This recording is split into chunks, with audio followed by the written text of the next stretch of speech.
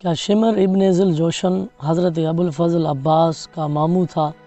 کیا حضرت ام البنین شمر کی بہن تھی؟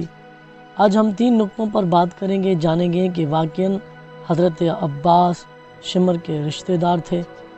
تاریخ کی طرف جانے سے پہلے جانیں گے حضرت عباس کا قبیلہ کون سا تھا اور شمر کا قبیلہ کون سا تھا۔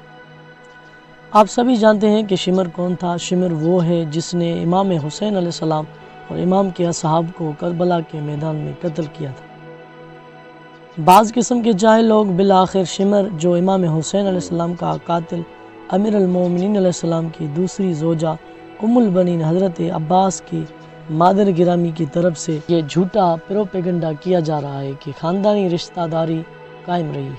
اس افتراء کا منشا وہ کلمات ہیں جو مورخین نے شمر کے بیقول شب عاشور نقل کیا جاتا ہے کہ اسی رات میں آمان نامہ کے ساتھ جناب عباس کے خیمہ کے پاس آیا تھا اور اسی طرح سے آواز دی، اے میرے بہن کی اولاد، میں نے تمہیں امان دیا، اپنے آپ کو ہلاکت میں نہ ڈالو اور امیر یزید کی اطاعت کو مضبوطی سے تھام لو۔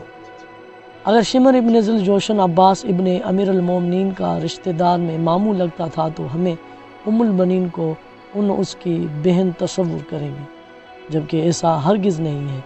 ام البنین کے والد کا نام حزام بن خالد بن ربیعہ ہے، جبکہ شمر کے والد کا نام جوشن بن شرحبیل بن عور ہے۔ اور یہ بات درست ہے کہ ام البنین اور شمر دونوں ہی قبیلے بنی کلاب سے تعلق رکھتے تھے، لیکن سگے بہن اور بھائی کا رشتہ ہرگز نہیں رکھتے تھے۔ پہلا نقطہ ہے، گالی دینا کبھی بھی شیعوں کا شیوا نہیں رہا، نیز ائمہ اطہار علیہ السلام نے اپنے شیعوں کو تعلیم دی ہے اور منع فرمایا کہ کبھی دشمنان اہل بیت کو گالیاں نہ دینا۔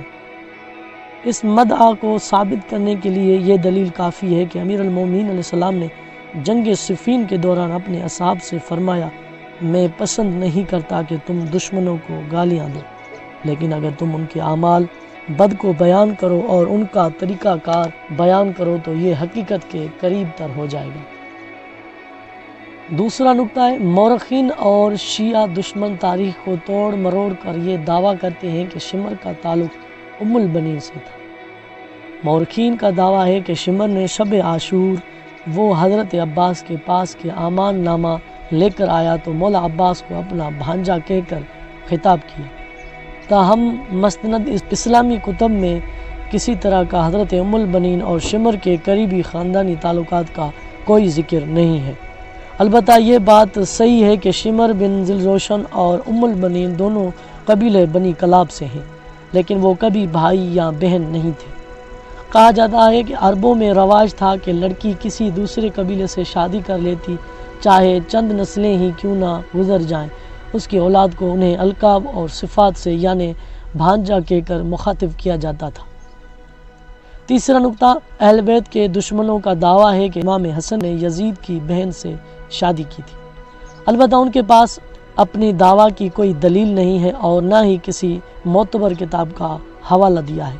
البتہ شیعہ اور اہل سنت دونوں کی تاریخی کتاب میں کسی بھی طرح کا کوئی ذکر نہیں ہے کہ امام حسن کی ازواج میں سے کوئی بھی معاویہ کی بیٹی رہی ہو، اور اگر کوئی کرتا ہے تو اس سلسلے میں ٹھوس دلیل اور معتبر کتابوں کا حوالہ پیش کرنا ہوگا۔ مرحوم مکرم نے اپنی کتاب میں صاحبان مقاتل سے اس طرح اس قربت کے تعلق سے لکھا ہے کہ وہ اپنی کتاب میں لکھتے ہیں، شمر ابن ذی الجوشن اور حضرت عباس کی والدہ دونوں قبیلے کلاب سے ہیں اور دونوں کا شجرہ نسب چند واسطوں کے بعد کلاب تک پہنچتا ہے، اور کلاب کے 11 بیٹے تھے، ان میں سے ایک کا نام کعب اور ایک کا نام زباب تھا۔